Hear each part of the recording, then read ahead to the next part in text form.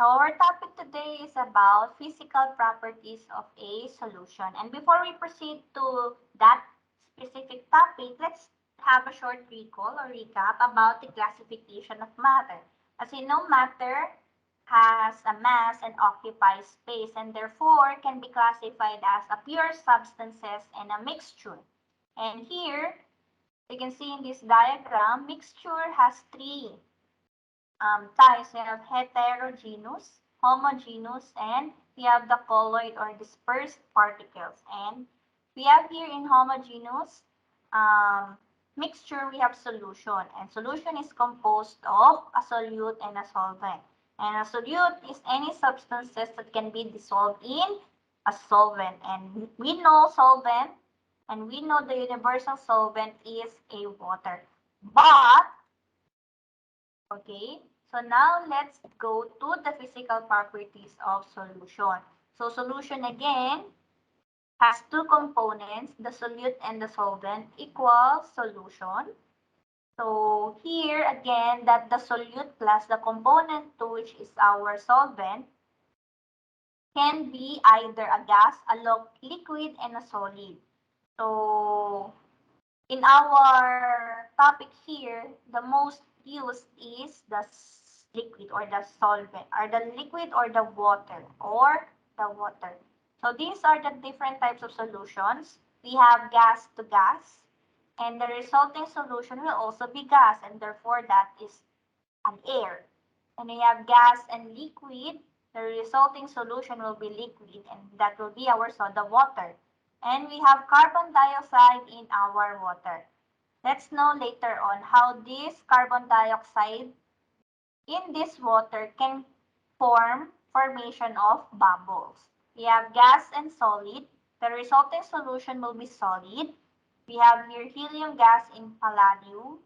And we have liquid to liquid, and we have the resulting solution will be liquid. For example, the ethanol in water. And we have solid to liquid. Still, the resulting solution will be solid, will be liquid, and that will be salt in water. And we have solid to solid, and therefore the resulting solution will be the brass and solder. That will be the different metals used in building different equipment or houses. The brass or the instrument. Okay. So solute again is any substances or any substance that can be dissolved in a solvent. Okay. So before we proceed to the solubility or the different interaction of our solution, let's go and determine the intermolecular interaction or intermolecular forces shown in this picture. So why do we need to know the intermolecular interaction? Because it will help us what forces affect this and how can it affect the properties of our solution. So let's have an educated guess. Again, can you still remember this? What type of intermolecular forces is happening in this GIF or in this picture? It's the same. So we have our water molecule and the water molecule attached to either the positive or the negative atom. So we have the chlorine is attached to hydrogen and the oxygen will attach to the positive, which is the sodium. That is ion to dipole interaction. So when we dissolve a solute in a solvent, this different interaction can happen in the solution, depending on what molecule, what bonding does the molecule has.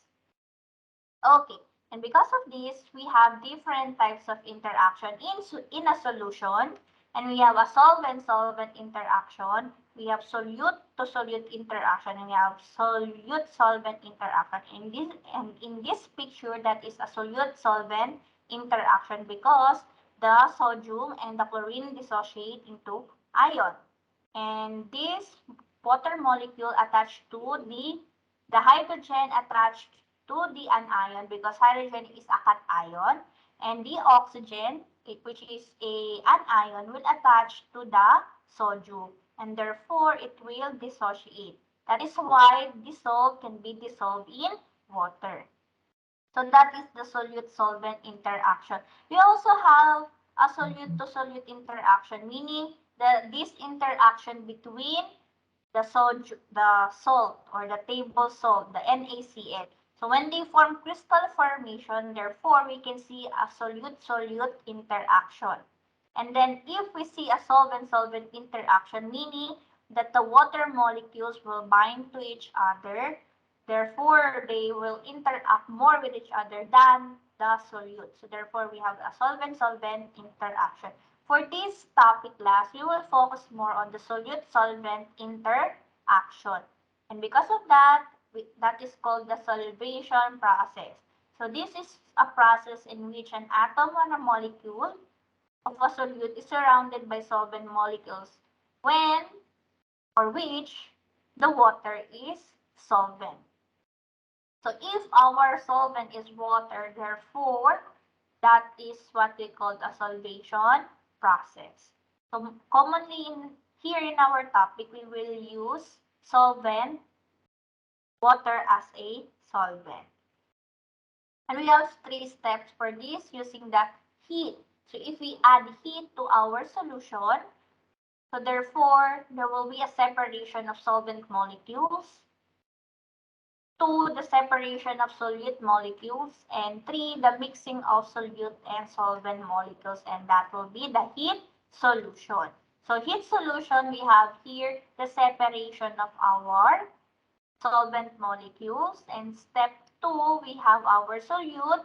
When added heat, the solute molecules will be apart from each other and the solution the bond between the solvent and the solute will happen. There will be intermolecular attraction between these two and will form a solution.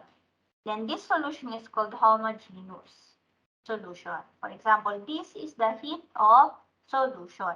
So meaning we have to increase the heat of the solution or for it to mix it well. So we have increasing heat temperature for that. And this process can either be exothermic or endothermic if the attraction between solute and solvent, like the salt and water, is stronger than the solvent-solvent attraction and the solute-solute attraction. Therefore, our heat solution is exothermic if it is greater than 0. So the temperature, if it is less than 0. Ayan, less than 0, therefore, that is exothermic. Then we have here, if the solute-solvent interaction is weaker than the solvent and solute-solute interaction, so therefore, that is an endothermic process. Have here greater than, so meaning that our heat solution is higher than 0. So that is endothermic. Okay, so now that we know the different processes involved, now how can we know or how can it affect the dissolving or dissociating of these different substances? By solubility. So there are factors that can affect the solubility, meaning how the solute can be dissolved in a solvent. So a given temperature to form a saturated solution. So when we say saturated solution, meaning we cannot dissolve any solute in the solvent. But if we say unsaturated, meaning we can add more solute and we can still dissolve a lot of solute. And if it is supersaturated solution, meaning meaning that the solute is more than the solvent, therefore it will create crystal formation. This is what happened in salt. How we can create salt from a water. So when you add salt and dissolve it, then add more salt to the water and then subject it to heat, then the water evaporates. And now we have less solvent and more solute, therefore there will be a formation of crystals. That is supersaturated solution.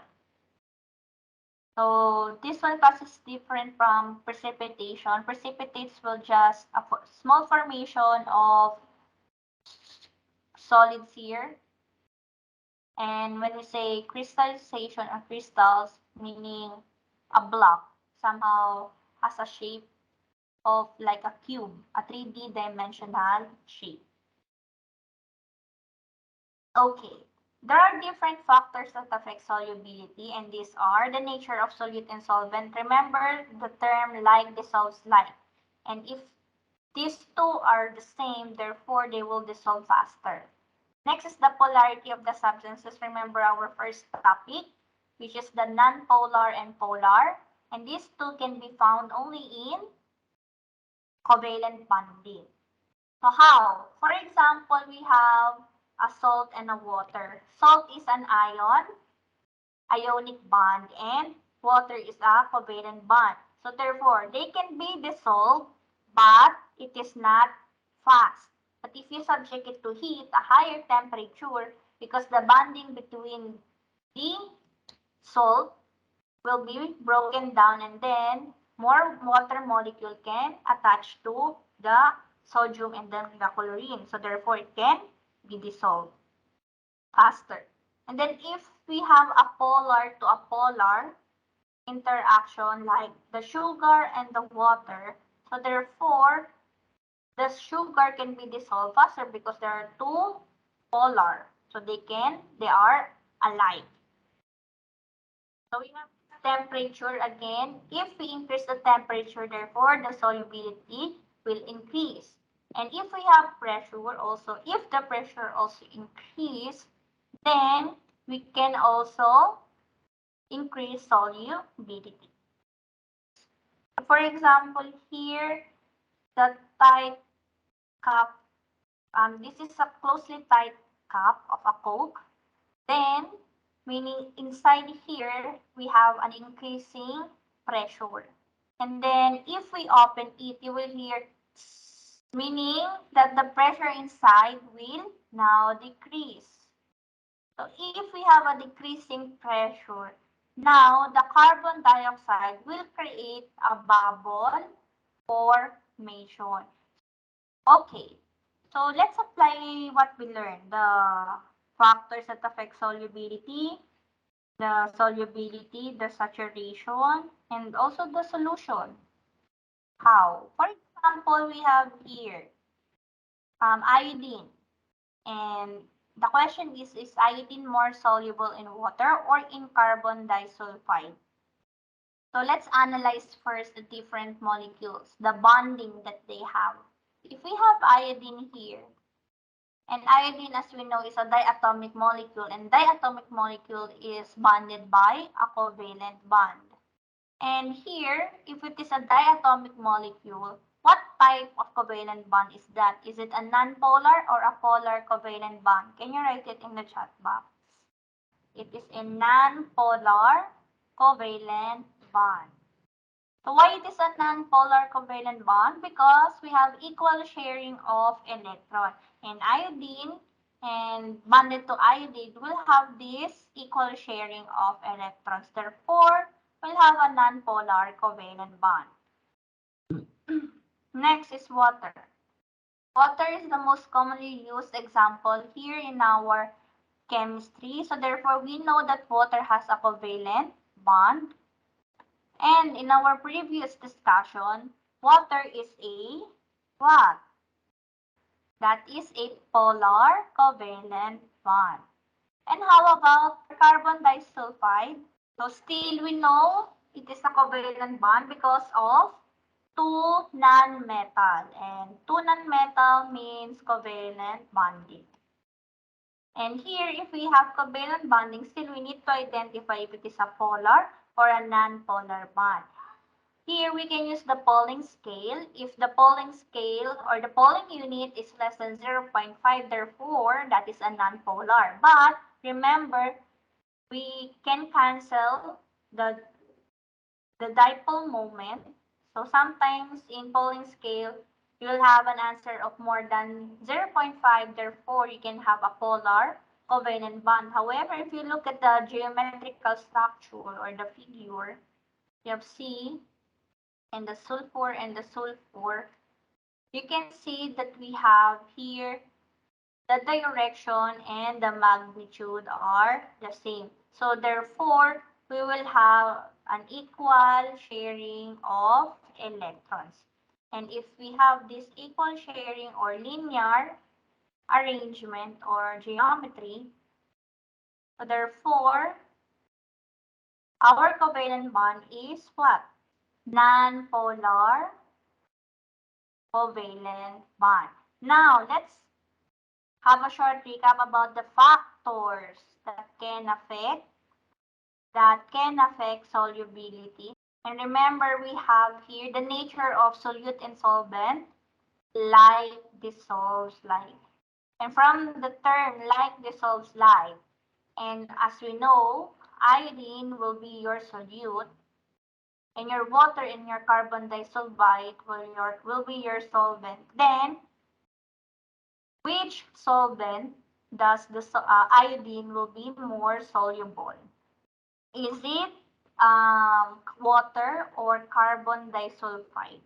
The carbon disulfide, because like what stated here, like dissolves like, meaning if our solute is nonpolar, then the solvent must be also a nonpolar for it to be more soluble.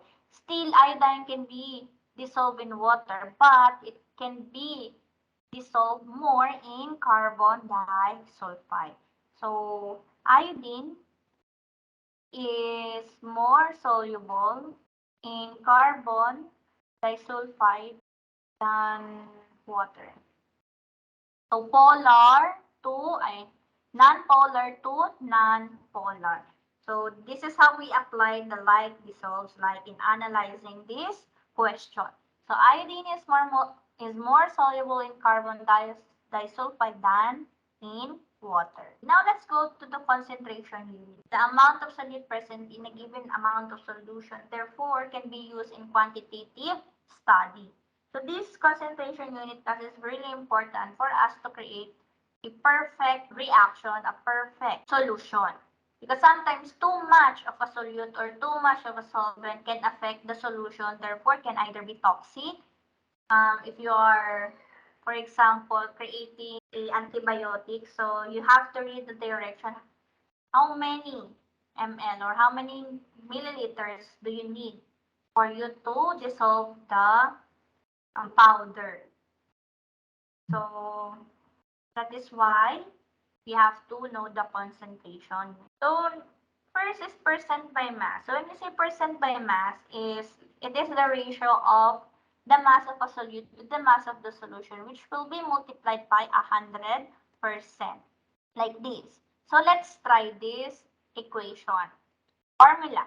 So for example, I have 0.547 grams of potassium, and we have to dissolve in 52.6 grams of water. So what will be our percent by mass of potassium chloride? So remember, here in our formula, we have the mass of solute, and solute is the potassium chloride. So 0.547. So let's just substitute. The mass of solute is 0.547 grams. And then we have our water, which is our mass, 52.6 grams of water, which is our solvent, plus our solute, which is 0.547 grams of KCl, which is our solute. So when you add it, that will be your solution. Is equal to times 100, which is equal to what? 1.03%. So the percent by mass of our potassium chloride is 1.03, meaning in that solution, we only have 1.0% of potassium chloride. So that is our percent by mass. Still easy. Just determine which is your solute and which is your solvent. So in this one, it is easy because as we know, water is our universal solvent. Okay. Mole fraction. From the name itself, we need to find the mole. It is defined to be the equal to the number of moles of a component divided by the total number of moles in a solution. Like this. So let's do this. So again, like our first example, same question here. So we have 0.547 grams of potassium chloride. So how can we convert it into moles? So remember the conversion of grams to moles, we will use the molar mass. So the molar mass of our potassium and chlorine, our potassium is 39, 10, and then we have our chlorine which is 35.45, 74.55 grams per mole. And for our water, molar mass of water, 2.02, and then oxygen 16, 18.02 grams per mole. Now that we have our molar mass, this will be used to convert the grams here. So we have 0.547 grams of KCl multiplied by 74.55 grams per mole. So our mole here for potassium chloride will have an answer of 7.33 times 10 raised to negative 3. I just convert it into scientific notation, but we can have it in this way, 0.00733. Okay. Now, how about our molar mass of water? 52.6 grams times 1 mole over 18.02 grams. We have an answer of 2.918 mole of water. Okay, so now that we have the 2 moles, now we can find the mole fraction of each compound, the water and the potassium chloride. So for KCl, mole fraction of KCl, we know the moles of KCl is 7.33 times 10 raised to negative 3 mole plus the solute and the solvent, or all of the moles in the solution. So 7.33 times 10 raised to negative 3 mole plus the 2.918 mole. Same with the water. So let's add 7.33, 2.925. We have here 0.0025. And then we have here 0.9970. Our mole fraction for potassium chloride is 0.0025.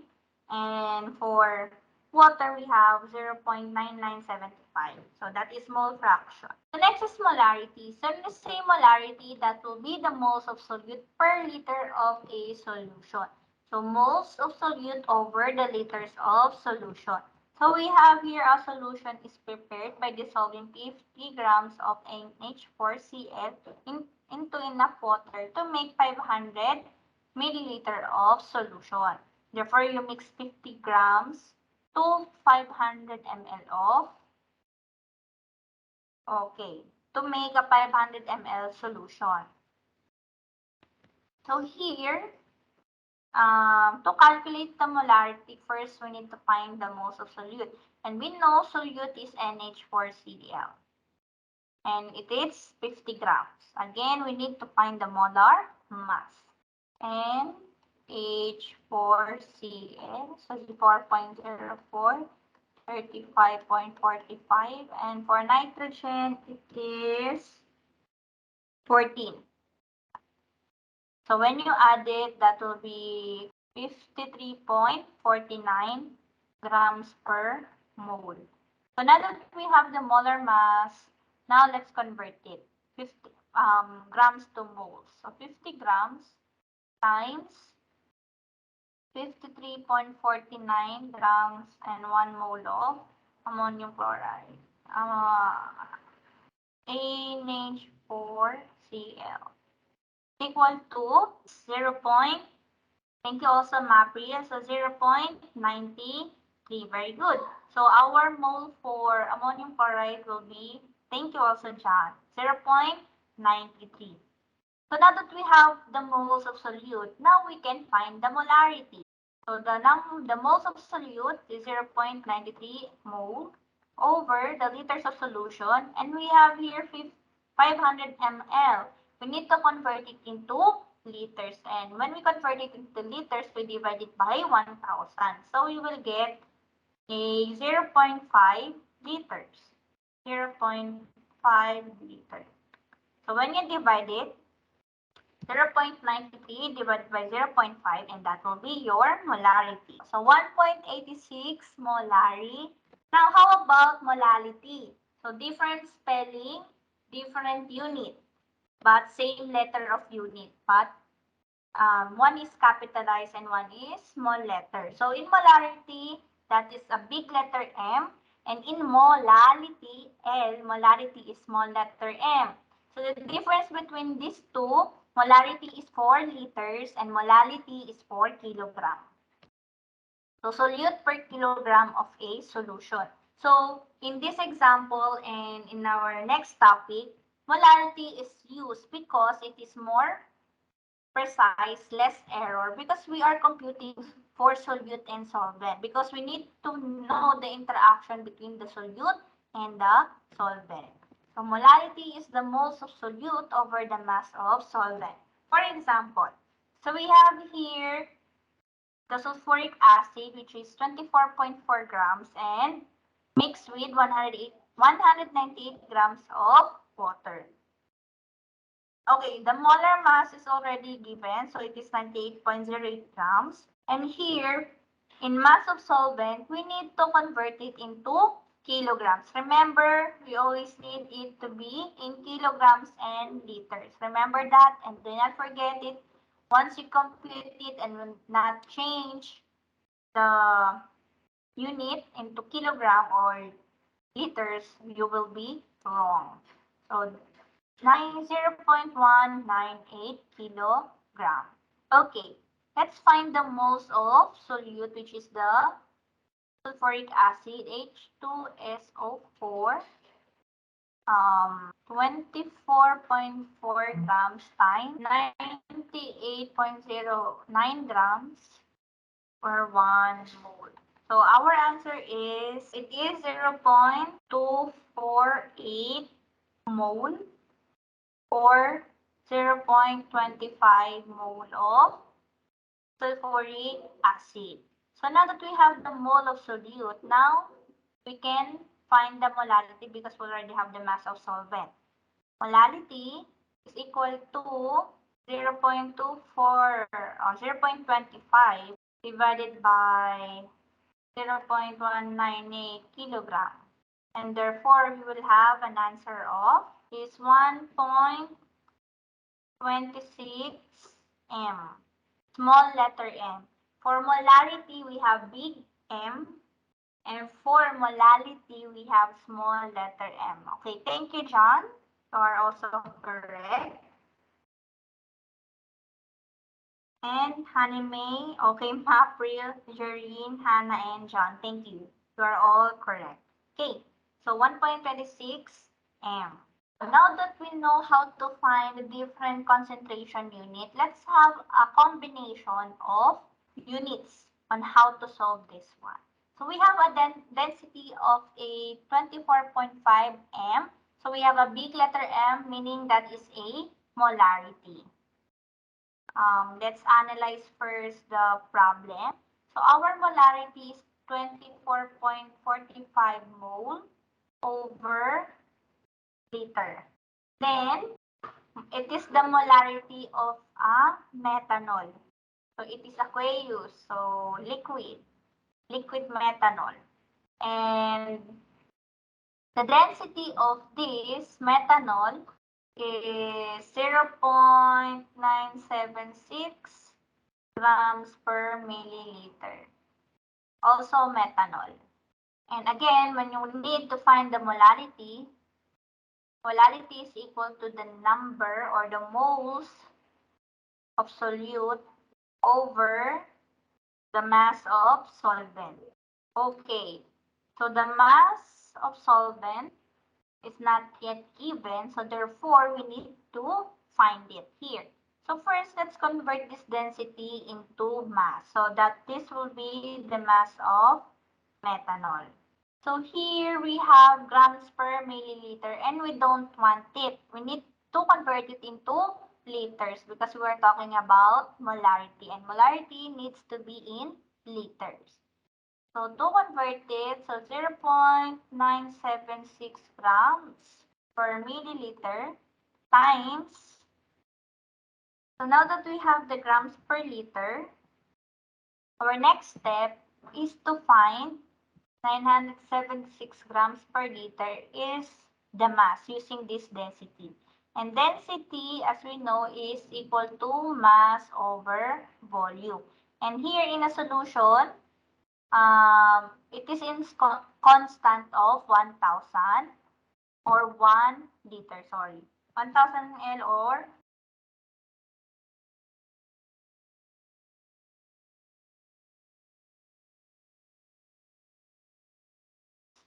will be 976 grams of methanol. So now that we have the 976 grams of methanol of aqueous solution, so we need to subtract it to find the mass of water.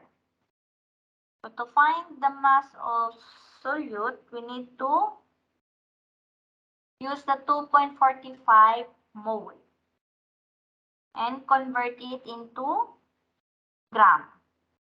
So 2.45 mole, we need to convert it into gram.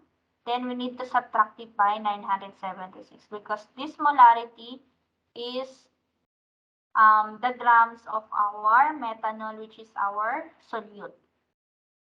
2.45 mole. Sorry, to find the grams of methanol. So 1 mole is to 32.04 grams. 78.498 grams. Ari-ari of methanol. Of methanol. Ayan. So we have 78.498 grams of methanol. So now that we have the solute, the grams of solute, and we have here the grams of solution, now we can find the grams of solvent. So 976 for the mass of our solvent. So 976 mass of solvent. So 976 gram minus 78.498 grams. Then we'll have an answer of, so here we have 897.511 grams. We need to convert it into kilograms because here the mass of solvent will always be in kilogram. So our answer, so now let's substitute. So we have the mass of our solvent, which is 0.98 because it is rounded off. 0. Where is it? 0.898 kilogram. And how about the moles of our solute? So the moles of our solute is 2.45 mole, which is our methanol. 2.45 mole. So when you compute it, 2.45 divided by 0.898, you will get an answer of 2.7273 mole per kilogram, and the unit for that is small letter m. So our answer is 2.73. So that is our, so in this case, we have to know the molality of the phosphoric acid if we have a 35.4% by mass of phosphoric acid. We just assume that 35.4 is the grams of our phosphoric acid. 35.4 grams of phosphoric acid. We just assume that this 35.4% is 35.4 grams because the solution is equal to 100% and therefore it is equivalent to 100 grams of solution.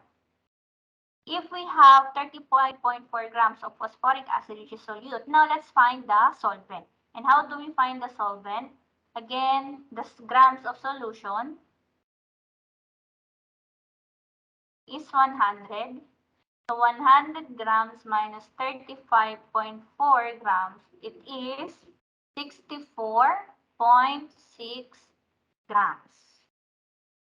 So now that we have the 64.6 grams of our water, now, and our water is mass, our water is the solvent. So 64.6 grams, let's convert it into kilograms. The molality and the mass of solvent is equals to 64.6 grams. We need to convert it into kilograms, that will 0.0646 kilograms. And how about the moles of solute?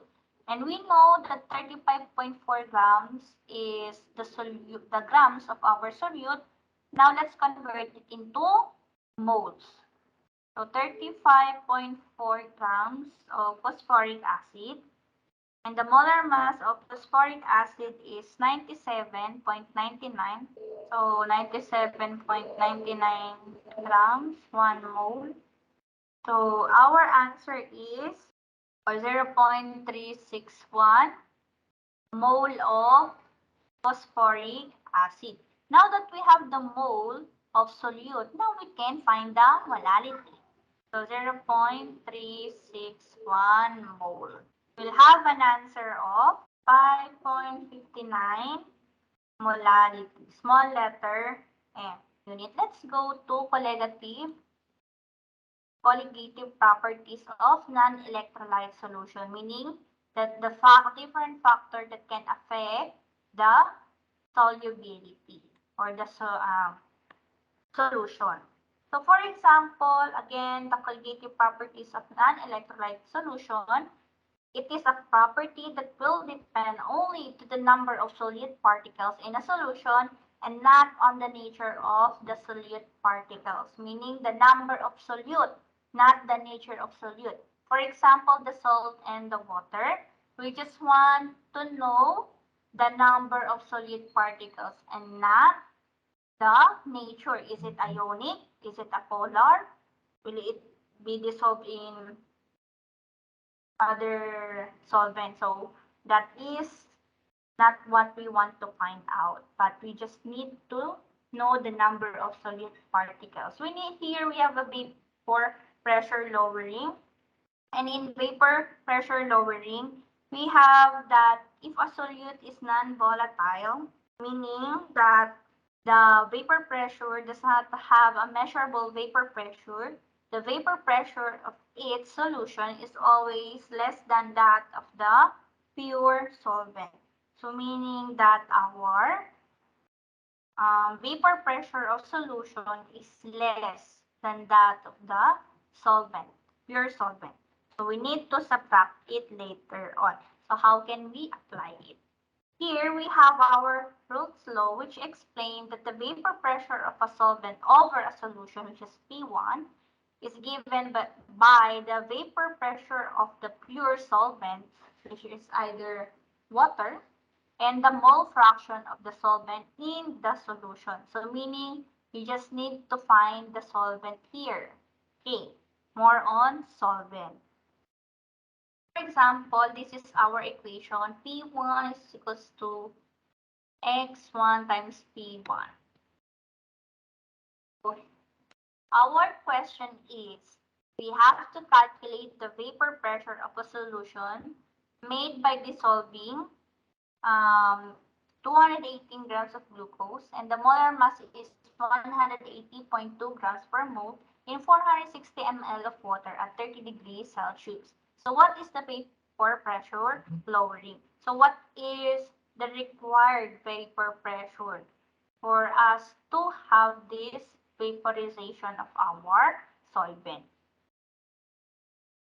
So again, this is our formula, P1 and X1, P1. So we need to find first the mole fraction. It is already given. And our PI is also given. So the vapor pressure of water is 31.82 millimeter of mercury. So Pi is 31.82 millimeter of mercury, and X, our mole fraction, is what we need to find in our P1. So first is we convert it to mole. So 218 grams of glucose. Then we have our water here. Times the mole is 180.2 grams and then 1 mole is equal to, so 218 divided by 180.2 will have 1.21 or 209, or yes, 1.21 mole. And then for our water, the mass of our, the milliliter of our water is 460 milliliter of water. Now, the question is, how can we convert it to what? To grams, because it is in milliliters. And here we need to use molality. And molality is in mass, not in liters. So, ml. So, we will use the density of the solution. So, the solution is 1 per gram per ml. So, we will use it to convert this into grams. So, 1 ml is equal to 1 gram times, because we already converted 460 ml into grams, we can now find the what? The mole of our water. So we will use the molar mass of water is 18.02 grams, then 1 mole. So when you multiply it all, you will get an answer of 25.53 mole of water. Now, we need to find the mole fraction of water. Why water, not the glucose? Because here in our equation, we need to find the mole fraction of our solvent in the solution. So that is why we need to find the mole fraction of water. So the mole fraction of water, so 25.53 mole over, as you know, you have to add all of the moles in the solution. It's 1.21 mole plus 25.53 mole. We'll have an answer of, so is your answer 0.95? 0.95, oh yes. So we don't have any unit for that, so therefore it is just 0.95. Now that we have the mole fraction, 0.95, now we can find our, is the vapor pressure of a solvent over a solution. So Pi, just substitute X 0.95 times 31.82 millimeter of mercury. So our vapor pressure of a solvent over a solution is, it's 30.229. Now we have our vapor pressure of a solvent over a solution. Then, what is the vapor pressure lowering? Meaning that the vapor pressure of a solution is always less than of the pure solvent. So meaning we need to subtract it. So 30 point, we have our pure solvent, which is 31.82 millimeter of mercury minus 30.229 millimeter of mercury. So therefore, this is our vapor pressure lower. We'll have a 1.59 millimeter of mercury. You observe that the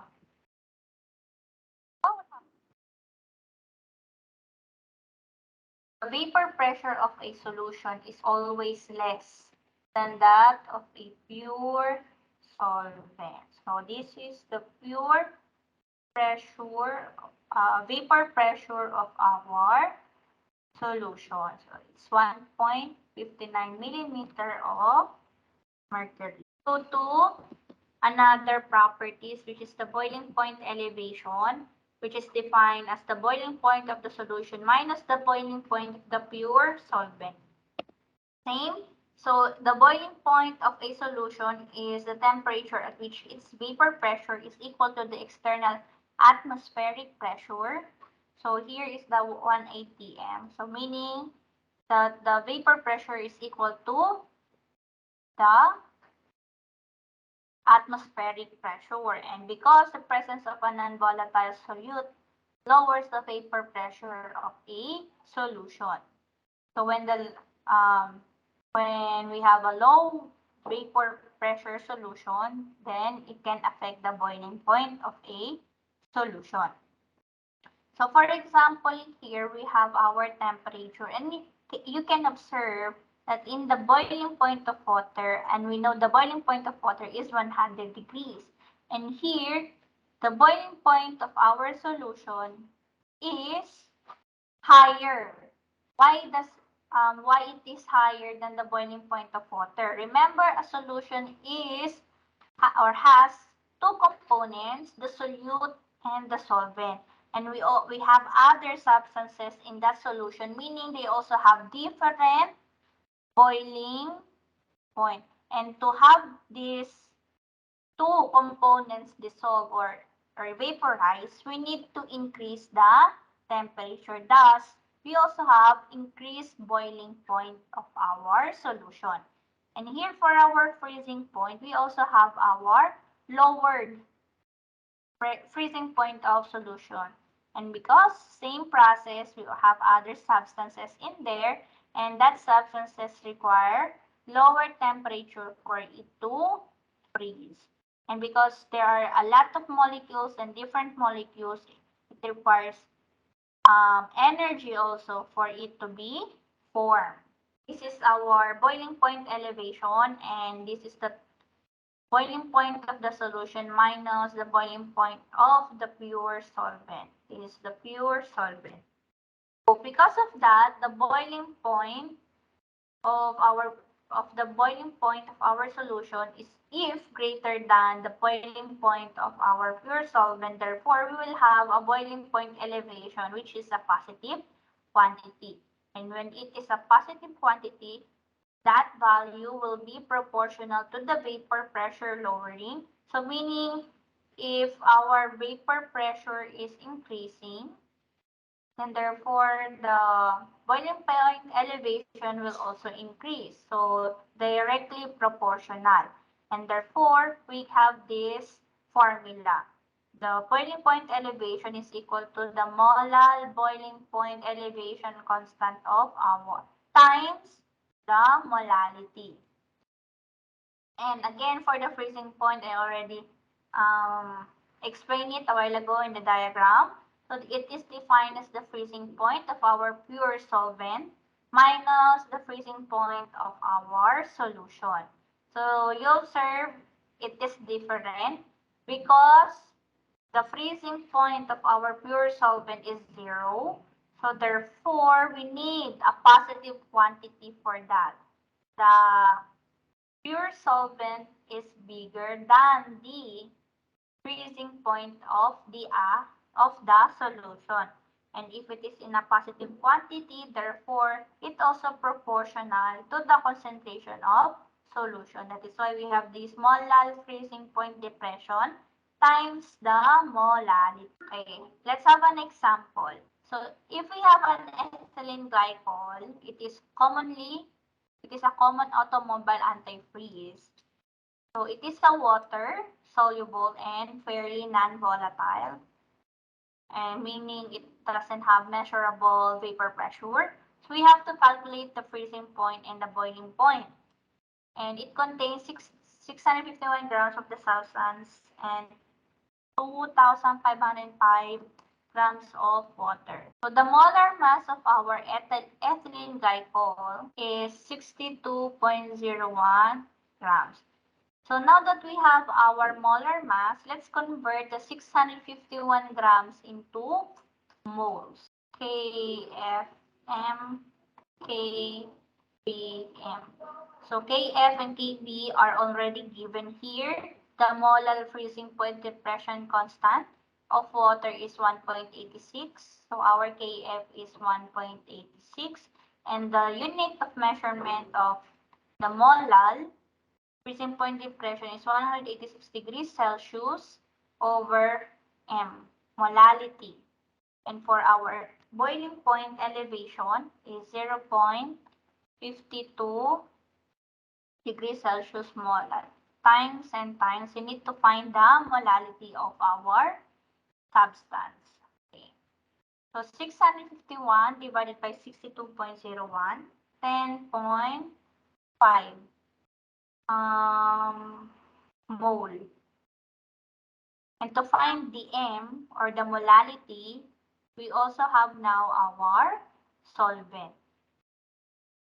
So molality, so the mass, we need to convert it into kilogram. So that will be 2.505 kilogram and we have 10.5 mole. We have an answer of 4.19. So we have 4.19 molality. Now we can substitute it here in our equation. So 4.19 M and 4.19. So now you can find the freezing point, depression, or the freezing point and the boiling point. So we will multiply it. So 1.8 have 7.79 degrees Celsius the temperature. And 4.19, 0.52 times 4.19 will have an answer of 2.18 degrees Celsius. Now that we have this temperature, what can we deduce from it? Meaning, the solution will be freeze if it is in negative 7.79 degrees Celsius because we need to depress it, meaning we need to lower the temperature, and the required temperature for it to be lowered and to be freeze is 7.79 degrees Celsius. Because our solvent, which is our water, will be freeze in 0 degrees Celsius. And when you subtract it by 7.79 degrees Celsius from our solution, therefore, we will have this temperature for it to freeze the entire solution. And we have our boiling point. And the boiling point of our water is 100 degrees Celsius. Plus, because it is boiling point elevation, meaning we need to increase the boiling point for it to dissolve or to change it into vapor. So 2.18 degrees Celsius, and that will be 102.18 degrees Celsius. So you need a temperature of 102.18 degrees Celsius to change the liquid into gas or to boil the solution. And that is freezing point depression. Do you have any question, clarification on this one?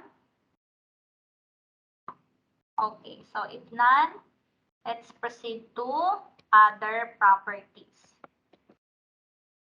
So we have osmotic pressure. So you already know it in biology, what is osmotic pressure, where the solution or where the from lower concentration to higher concentration, it always follows the higher concentration.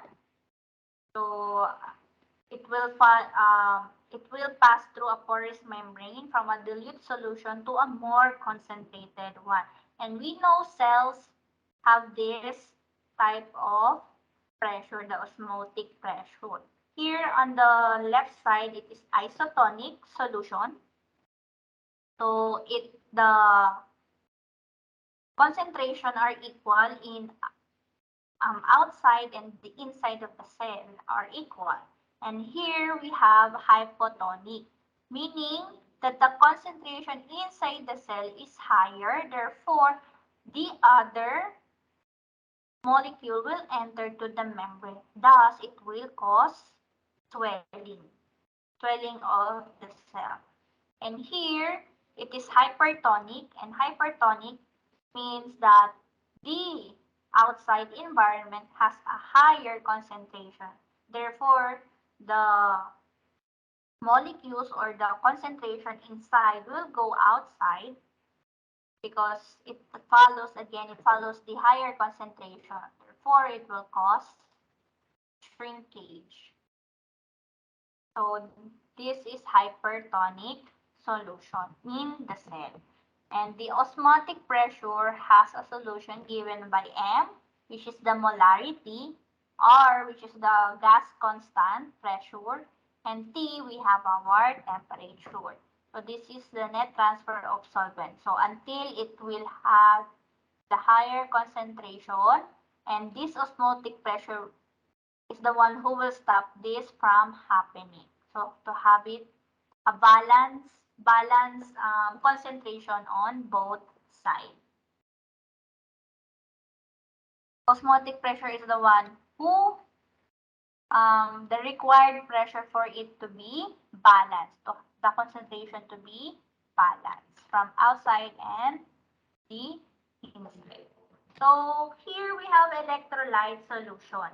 So electrolytes dissociating to ions in solution, and so 1 unit of an electrolyte compound will separate into 2 or more particles when it dissolves. For example, the ions, and this attraction is an example of an ion dipole interaction like the salt and water. So it will dissociate into ions.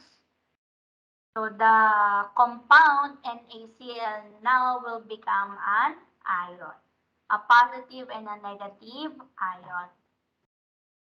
So the compound will be separated into 2 or more particles when it dissolves. So that is for ion.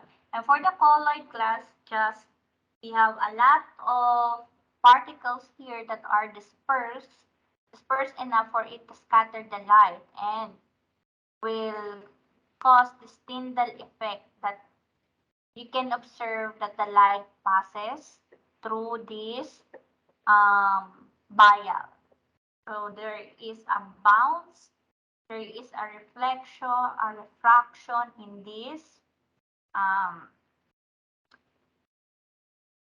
dispersed molecule. So that is colloid.